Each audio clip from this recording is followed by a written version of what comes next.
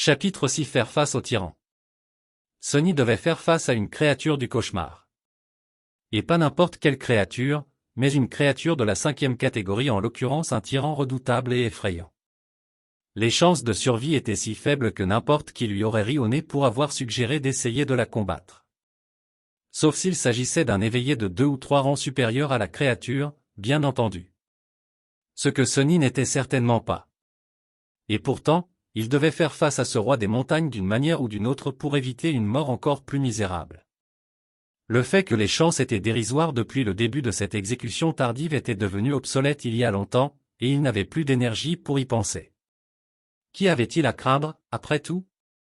Il était déjà pratiquement mort. Ce n'est pas comme s'il pouvait devenir encore plus mort. Alors pourquoi s'inquiéter? De l'autre côté du feu de joie, les choses allaient de mal en pis. La plupart des esclaves étaient déjà morts. Quelques soldats tentaient encore désespérément de combattre le monstre, mais il était clair qu'il ne tiendrait pas longtemps. Sous les yeux de Sonny, le tyran ramassa un esclave mort, traînant la chaîne avec lui, et ouvrit sa terrifiante gueule. D'une seule morsure, le corps de l'esclave fut déchiré en deux, ne laissant que des moignons ensanglantés dans les chaînes. Les 5 yeux laiteux et indifférents du roi des montagnes fixaient le vide pendant qu'il mâchait, des ruisseaux de sang coulant le long de son menton. Voyant que les bras supérieurs de la créature étant occupés, l'un des soldats hurla et s'élança en avant, brandissant sa longue lance. Sans tourner la tête, le tyran étendit l'un de ses bras inférieurs plus courts, attrapa la tête du soldat dans une poigne de fer et serra, écrasant le crâne du pauvre homme comme une bulle de savon. Un instant plus tard, le corps sans tête fut jeté par-dessus la falaise et disparut dans l'abîme. Sournois s'écroula, vomissant ses tripes. Puis il se releva en tremblant et fixa Sonny. Alors? On a jeté un coup d'œil, et maintenant? Sonny ne répondit pas, observant pensivement le tyran, la tête légèrement inclinée sur le côté. Sournois le fixa encore un peu, puis se tourna vers Érudit. Je te le dis, mon vieux, ce garçon est un véritable malade.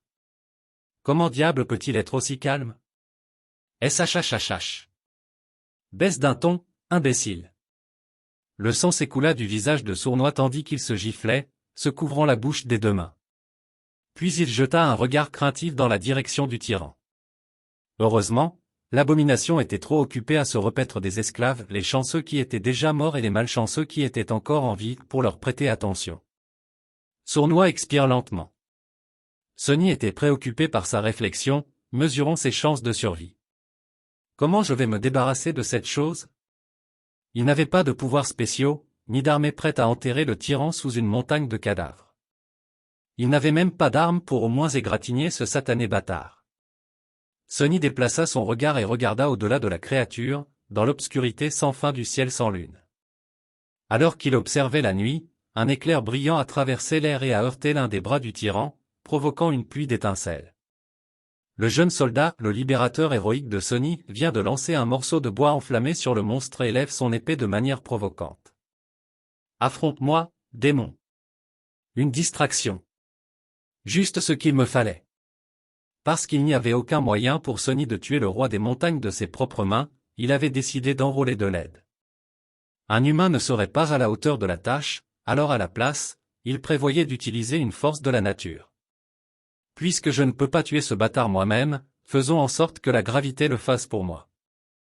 Il était en train de réfléchir aux détails du plan quand la bravade insensée du jeune héros lui a offert une opportunité. Maintenant, tout dépendait de combien de temps l'idiot pompeux réussirait à rester en vie. Venez avec moi, dit Sonny en se mettant à courir vers l'extrémité de la plateforme de pierre, où le lourd chariot était suspendu dangereusement près du bord de la falaise. Sournois et Érudit échangèrent un regard dubitatif, puis le suivirent, confondant peut-être son calme avec de la confiance, ou peut-être avec une inspiration divine. Après tout, il était notoire que les fous avaient souvent les faveurs des dieux. Derrière eux, Héro esquiva agilement les griffes du tyran et le frappa avec son épée. Le bord tranchant glissa inefficacement sur la fourrure sale, ne laissant même pas une égratignure sur le corps de la créature. Dans la seconde suivante, le tyran se déplaça à une vitesse effrayante, lançant ses 4 mains en direction de son nouvel ennemi irritant. Mais Sonny n'avait aucun moyen de le savoir.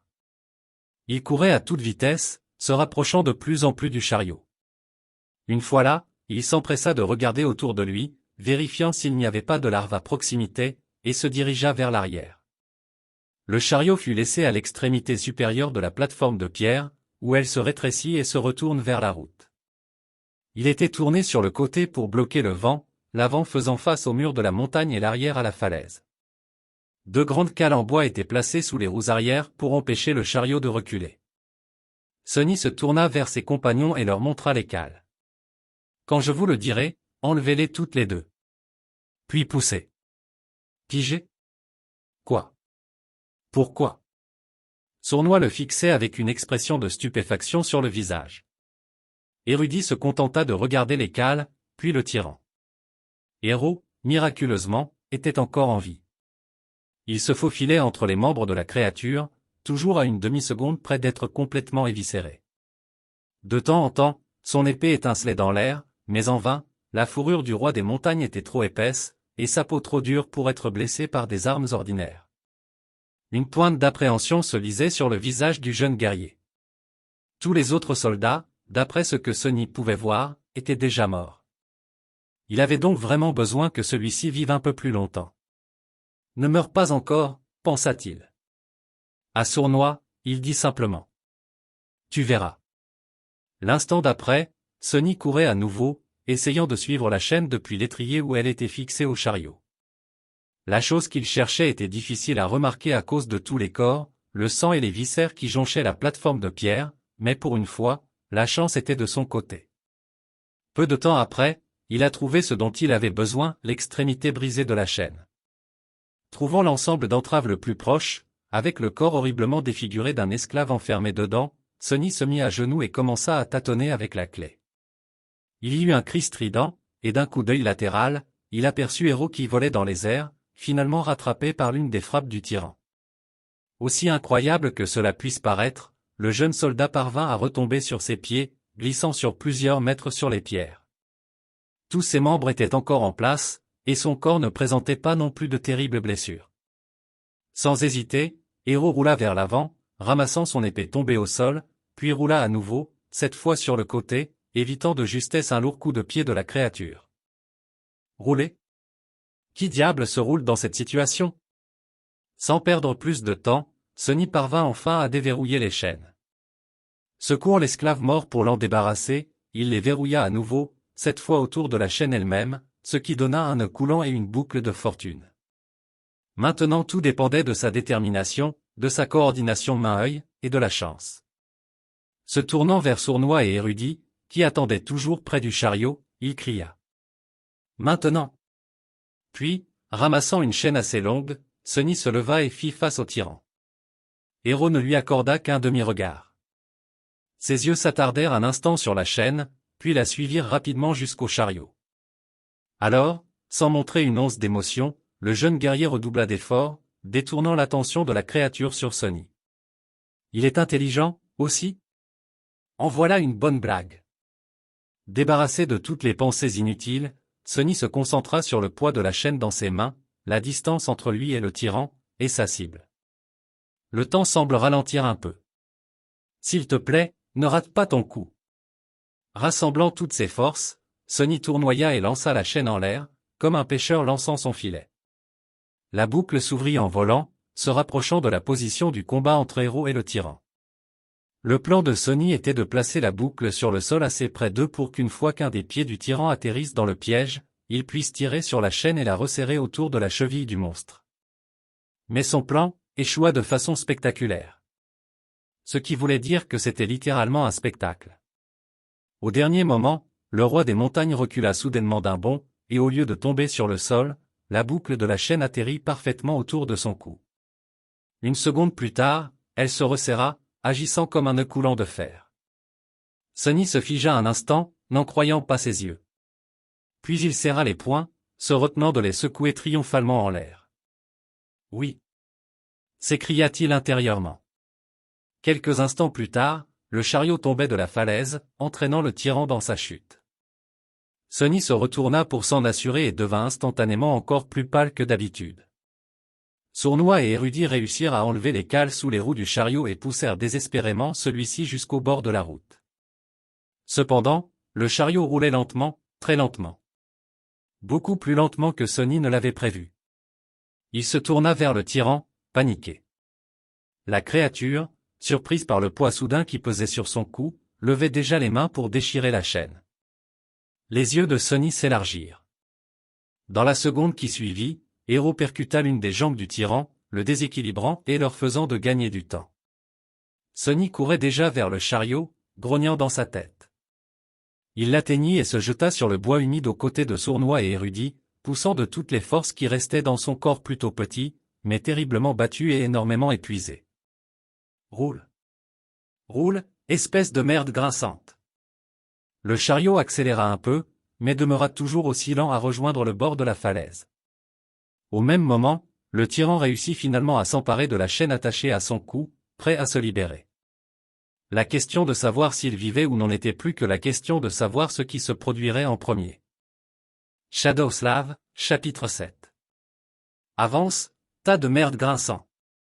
Sonny se pressait contre le chariot, poussant de toutes ses forces. Les 4 puissants béhufs qui le tiraient étaient morts, et à leur place, 3 esclaves fatigués essayaient de faire le travail. Même si la pente de la route les aidait, la vitesse du chariot était atrocement lente. Le tyran, en comparaison, se déplaçait beaucoup plus vite. Repoussant Héros d'un coup mortel des bras inférieurs, il leva les 2 autres vers son cou et tenta de saisir la chaîne qui l'entourait comme un nœud coulant. Mais cette fois, le physique redoutable de Roi des Montagnes se transforma en désavantage, ses longues et terrifiantes griffes d'os étaient parfaites pour déchirer la chair, mais elles n'étaient pas le meilleur outil pour des manipulations précises. Il fallut un certain temps au tyran pour s'emparer de la chaîne sans se trancher le cou. À ce moment-là, le chariot était presque au bord de la falaise. Allez! Juste un peu plus. Ce qui suivit arriva très vite. Les roues arrière du chariot ont finalement glissé de la route, suspendues au-dessus de la fosse sombre et apparemment sans fond. La créature se retourna, fixant sans expression les 3 esclaves de ses 5 yeux laiteux et morts. Le chariot fit une embardée, faisant tomber Sournois et Érudit de leurs pieds, puis se figea, en équilibre précaire sur son axe central. Sonny était le seul à rester debout. Il jeta un dernier regard au monstre imposant, puis frappa l'avant du chariot avec son épaule, en y mettant tout son poids. Le chariot perdit finalement l'équilibre et roula sur le bord, raclant son dessous de manière assourdissante contre les rochers déchiquetés. Sonny tomba en avant et atterrit sur les genoux, évitant de justesse de dévaler la falaise avec le chariot. Il tourna la tête vers le tyran et lui adressa un sourire malicieux. Le roi des montagnes fit un mouvement pour se jeter sur le maigre esclave, mais il était déjà trop tard. Un instant plus tard, la chaîne de son cou se resserra, et il fut tiré en arrière avec une immense force, volant par-dessus le bord de la falaise comme une poupée de chiffon. La créature est tombée dans l'obscurité en silence, comme si elle refusait de croire qu'elle avait été vaincue par un petit humain. « Va au diable, salaud !» pensa Sonny. Puis il prit une profonde inspiration et s'effondra sur le sol, complètement épuisé. C'est tout? Est-ce que j'ai réussi l'épreuve?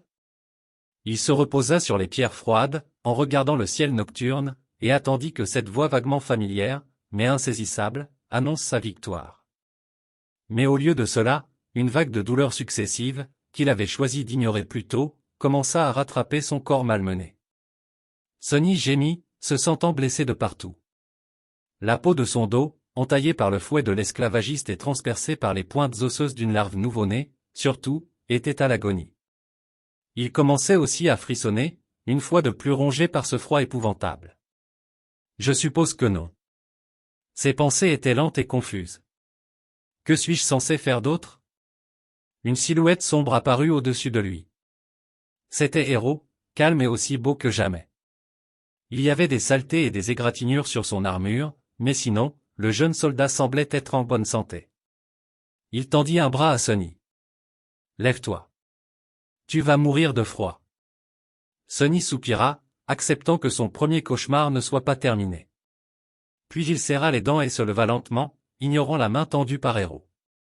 Autour d'eux, il y avait une scène de carnage total. À l'exception des 3 esclaves et d'Héros, tous les membres de la caravane étaient morts. Leurs corps jonchaient le sol, horriblement mutilés ou déchirés en morceaux. Ici et là, on pouvait apercevoir la carcasse répugnante d'une larve.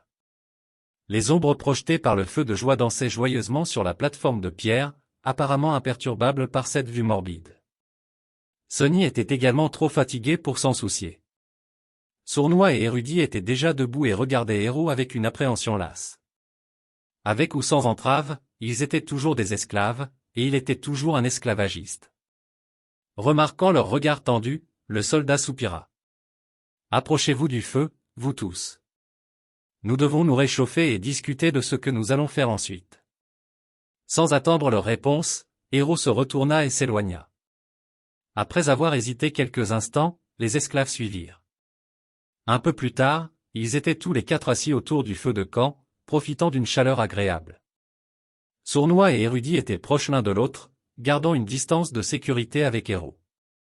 Sonny était assis à l'écart de tout, non pas parce qu'il avait une raison spécifique de se méfier d'un individu plus que des autres, mais simplement parce qu'il n'aimait pas les gens en général.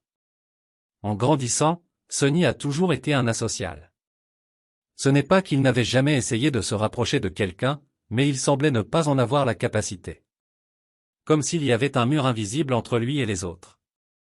S'il devait l'exprimer avec des mots, Sonny dirait qu'il est né sans un petit mais important mécanisme dans son cerveau que tout le monde semble posséder. En conséquence, il était souvent déconcerté et perplexe face au comportement humain, et ses tentatives d'imitation, aussi diligentes soient-elles, tombaient inévitablement à plat. Cette étrangeté mettait les autres mal à l'aise. En bref, il était un peu différent, et s'il y a une chose que les gens détestent, c'est bien ceux qui sont différents d'eux. Avec le temps, Sonny apprit simplement à éviter de se rapprocher de qui que ce soit et s'installa confortablement dans son rôle de paria. Cette habitude lui fut très utile, car elle lui permit non seulement d'être autonome, mais aussi d'éviter d'être poignardé dans le dos par des personnages louches à de multiples reprises. C'est pourquoi il n'était pas ravi de partager la suite de ce cauchemar avec trois inconnus. Au lieu d'essayer d'entamer une conversation, Sonny s'assit tranquillement tout seul, perdu dans ses pensées. Après quelques minutes, la voix d'Héros rompit enfin le silence. Une fois le soleil levé, nous rassemblerons la nourriture et l'eau que nous pourrons trouver et nous redescendrons de la montagne. Sournois lui lança un regard provocateur. Pourquoi devrions-nous y retourner? Pour être à nouveau enchaînés. Le jeune soldat soupira. Nous pourrons suivre des chemins séparés une fois que nous aurons quitté la montagne. Mais d'ici là, je suis toujours responsable de vos vies. Nous ne pouvons pas continuer la route car le passage du col est long et ardu. Sans les provisions qui étaient stockées dans le chariot, nos chances d'y arriver ne sont pas élevées. C'est pourquoi revenir en arrière est notre meilleur espoir. Érudit ouvrit la bouche, prévoyant de dire quelque chose, mais se ravisa et resta silencieux. Sournois poussa un juron, apparemment convaincu par les paroles rationnelles d'Héros. On ne peut pas descendre. Tous trois se tournèrent vers Sonny, surpris d'entendre sa voix. Sournois éclata de rire et jeta un coup d'œil au soldat. Ne l'écoutez pas, votre seigneurie. Ce garçon est, touché par les dieux. Il est fou, c'est ce que j'essaie de dire. Héros fronça les sourcils, regardant les esclaves. Vous donnait envie que grâce à la bravoure de cette chapitre 8 rien du tout. Le monstre n'est pas mort. Ces paroles sinistres restèrent suspendues dans le silence. Trois paires d'yeux s'élargirent, fixant Sonny. Pourquoi dis-tu cela? Après avoir réfléchi, Sonny arriva à la conclusion que le tyran était, en effet, toujours vivant. Son raisonnement était assez simple, il n'avait pas entendu le sortilège le féliciter d'avoir tué la créature après qu'elle soit tombée de la falaise. Ce qui signifiait qu'elle n'avait pas été tuée. Mais il ne pouvait pas expliquer cela à ses compagnons. Il pointa du doigt. Le monstre a sauté d'une hauteur incroyable pour atterrir sur cette plateforme. Pourtant, il n'a pas été blessé pour autant. Pourquoi serait-il mort en tombant de la plateforme? Ni Héros ni les esclaves n'ont pu trouver de faille dans son argument. Sonny continua. Ce qui signifie qu'il est toujours vivant, quelque part en bas de la montagne. Donc en y retournant, nous nous livrons à sa gueule. Sournois jura bruyamment et se rapprocha du feu de joie, fixant l'obscurité avec la terreur dans les yeux. Érudit se frotta les tempes en marmonnant. Bien sûr. Pourquoi je ne m'en suis pas rendu compte moi-même?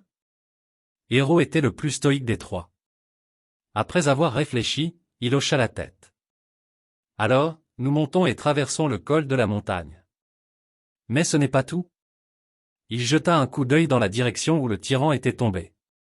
Si le monstre est encore en vie, il est fort possible qu'il revienne ici, puis qu'il nous poursuive. Ce qui signifie que le temps est essentiel. Nous devrons bouger dès que le soleil se lève. Il fit un geste vers les corps déchirés qui jonchaient la plateforme. Nous ne pouvons plus nous permettre de nous reposer toute la nuit. Nous devons rassembler des vivres dès maintenant. Si j'en avais eu l'occasion, j'aurais aimé donner à ces gens au moins une humble sépulture après avoir rassemblé tout ce dont nous disposons, mais hélas, le destin en a décidé autrement. Héros se leva et brandit un couteau tranchant. Sournois se crispa et observa attentivement la lame, puis se détendit, voyant que le jeune soldat ne montrait aucun signe d'agressivité. De la nourriture, de l'eau, des vêtements chauds, du bois de chauffage. Voilà ce que nous devons trouver. Séparons-nous et accomplissons une tâche chacun. Puis il se montra du doigt avec la pointe de son couteau.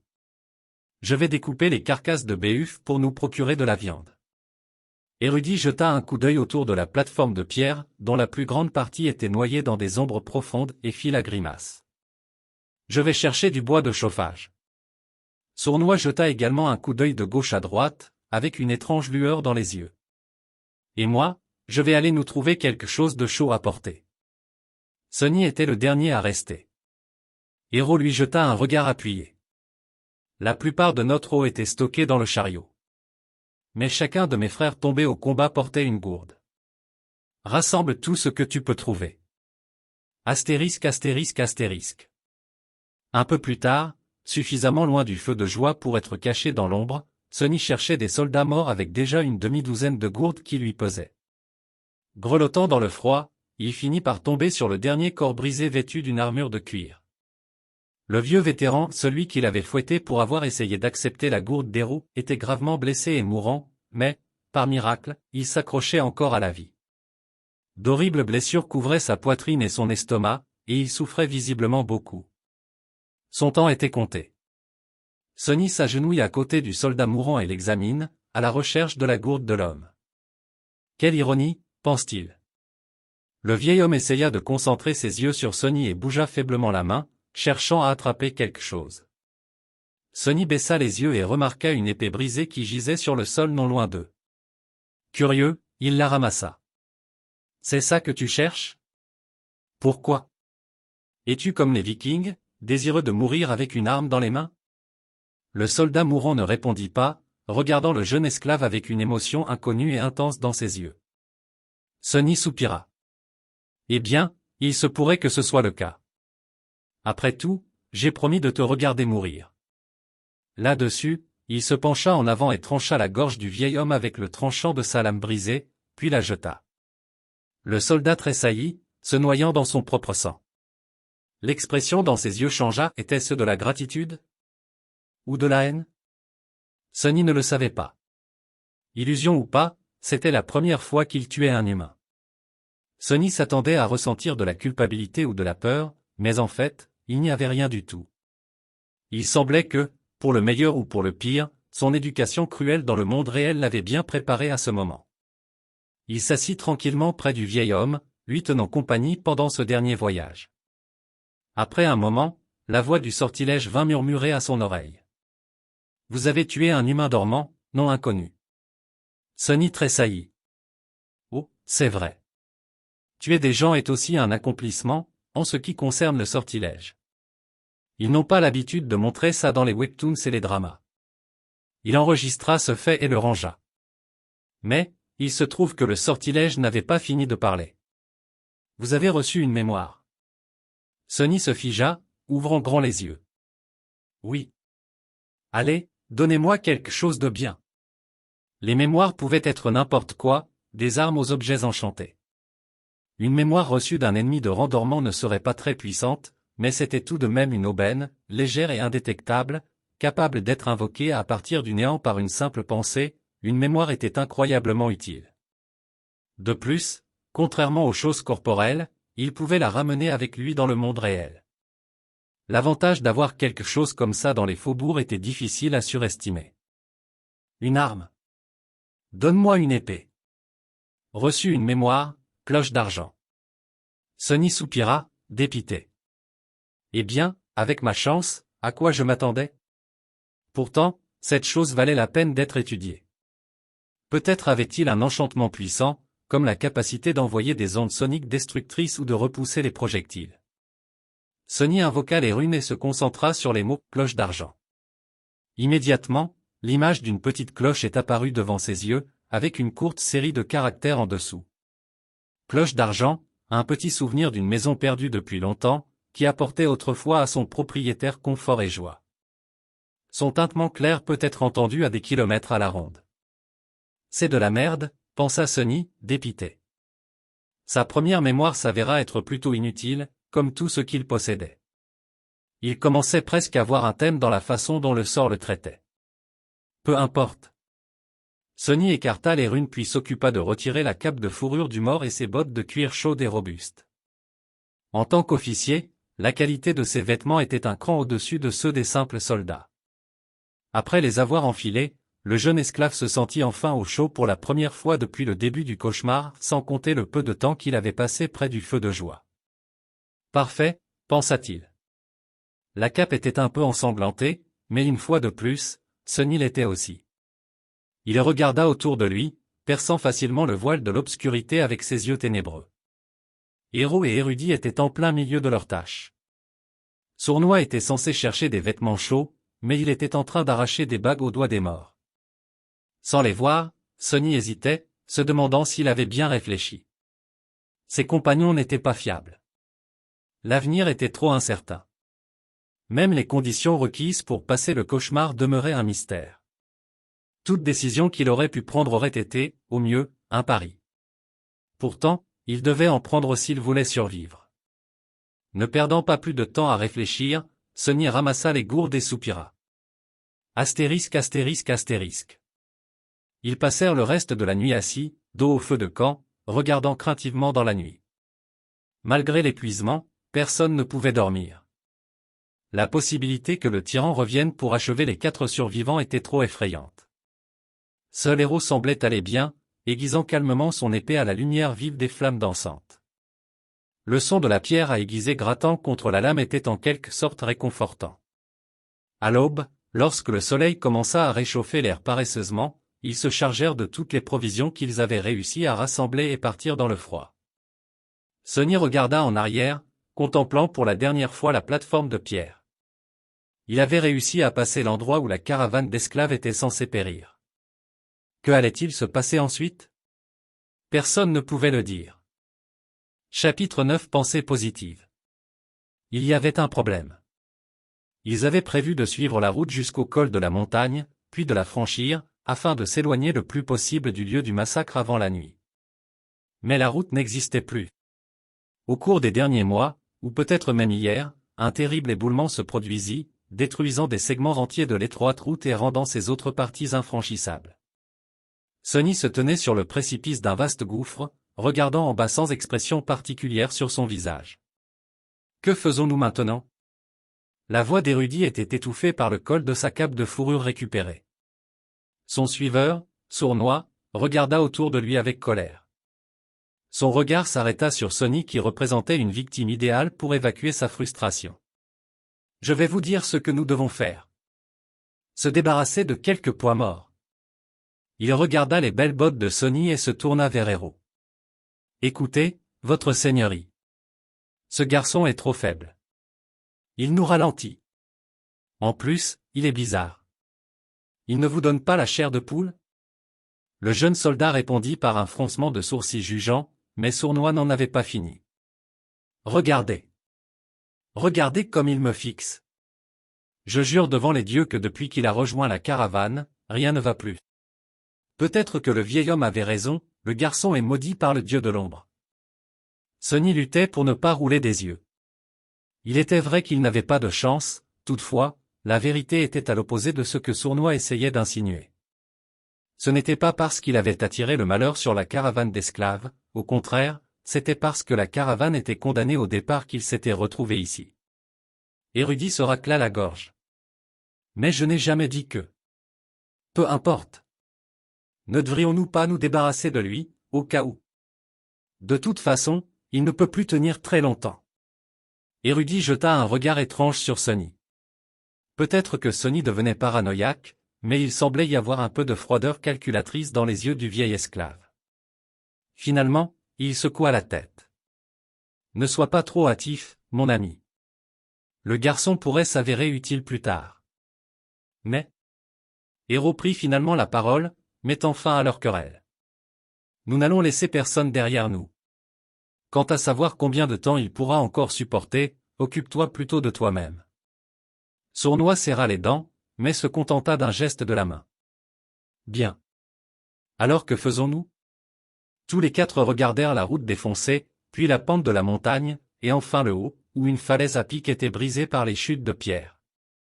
Après un moment de silence, Érudit prit la parole. En fait, dans le passé, il y avait un chemin menant au sommet de la montagne. Il était parfois utilisé par les pèlerins. Plus tard, l'Empire a élargi certaines parties du chemin et a construit une vraie route par-dessus, menant maintenant au col de la montagne et non plus au sommet, bien sûr. Il leva les yeux. Les vestiges du chemin d'origine devraient encore être quelque part au-dessus de nous. Si nous l'atteignons, nous devrions pouvoir retrouver le chemin de la section non endommagée de la route. Tout le monde suivit son regard, se déplaçant inconfortablement à la pensée d'escalader la pente traîtresse. À l'exception de Héro, bien sûr, qui resta aussi calme qu'un saint. En raison de l'éboulement, la pente n'était plus un mur presque vertical, mais l'inclinaison était tout de même assez forte. Sournois fut le premier à parler. Escalader ça? Tu es fou? Érudit haussa les épaules de manière impuissante. As-tu une meilleure idée? Personne n'en avait. Après un peu de préparation, ils commencèrent l'ascension. Sournois et Érudit s'entêtèrent à porter les armes qu'ils avaient ramassées sur les cadavres des soldats, mais Sonny, avec un certain regret, décida de laisser derrière lui sa nouvelle épée courte. Il savait que cette ascension allait tester les limites de leur endurance. L'épée n'avait peut-être pas l'air très lourde pour l'instant, mais chaque gramme de poids supplémentaire allait bientôt être ressenti comme une tonne. En tant que membre le plus faible du groupe, il avait déjà du mal à suivre, alors il n'avait pas beaucoup de choix. Se débarrasser de quelques kilos de fer était la bonne chose à faire.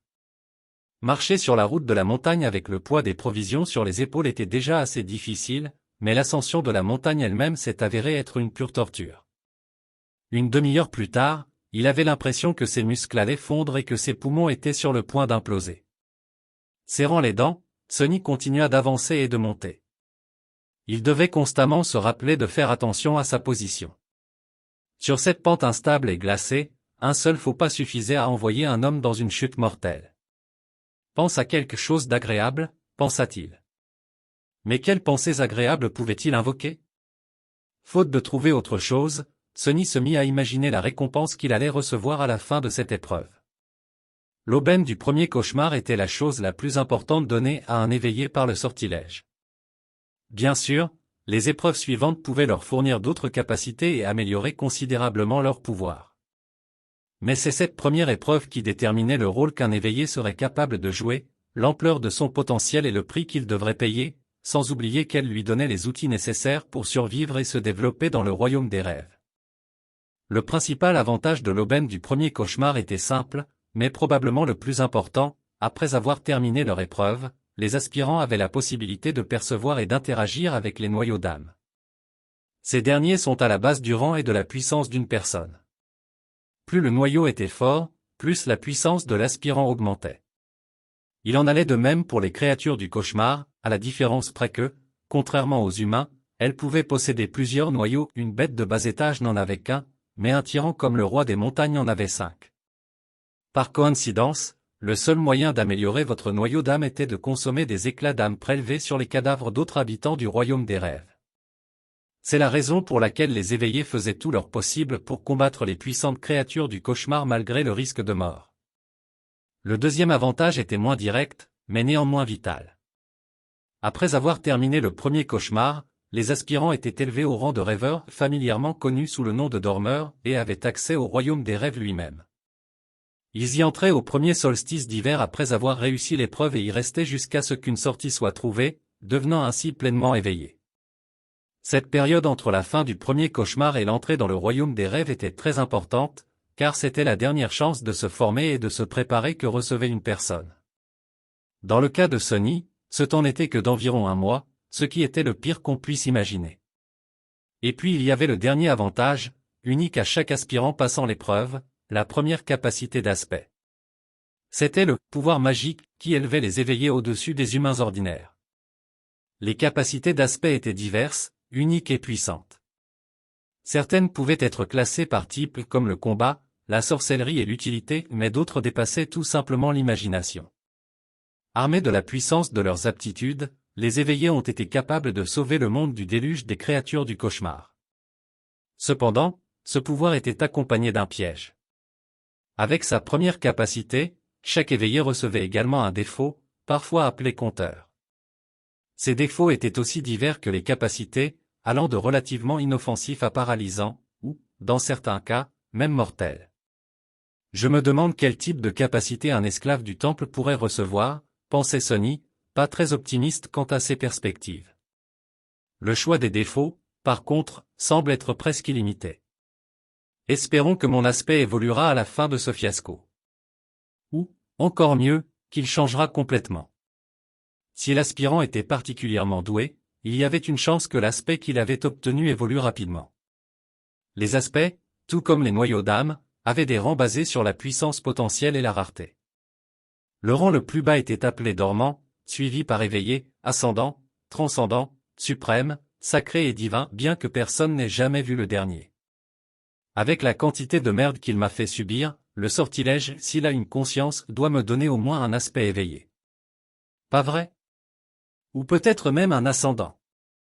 Enfin, il y avait une infime possibilité de recevoir un vrai nom, quelque chose comme un titre honorifique accordé par le sortilège à ses éveillés préférés. Le nom en lui-même n'avait aucun avantage, mais tous les éveillés célèbres semblaient en avoir un. Il était considéré comme la plus haute marque d'excellence. Pour autant, le nombre de personnes ayant réussi à obtenir un vrai nom lors de leur premier cauchemar était si faible que Sonny ne prenait même pas la peine d'y penser. Qui a besoin d'excellence? Donne-moi du pouvoir. Il maudit, sentant que cette tentative de vœu pieux n'avait fait que le rendre plus déprimé et plus en colère. Peut-être que je suis allergique aux rêves. Une telle allergie serait vraiment ironique, étant donné qu'il était destiné à passer la moitié de sa vie restante dans le royaume des rêves s'il survit assez longtemps pour y arriver, bien sûr. Cependant, l'escapade mentale de Sonny n'était pas complètement inutile. Levant les yeux des rochers glissant sous ses pieds, il remarqua que le soleil était déjà considérablement plus bas. En y réfléchissant, l'air semblait aussi beaucoup plus froid. Au moins, cela m'a aidé à passer le temps, pensa Sonny. La nuit approchait.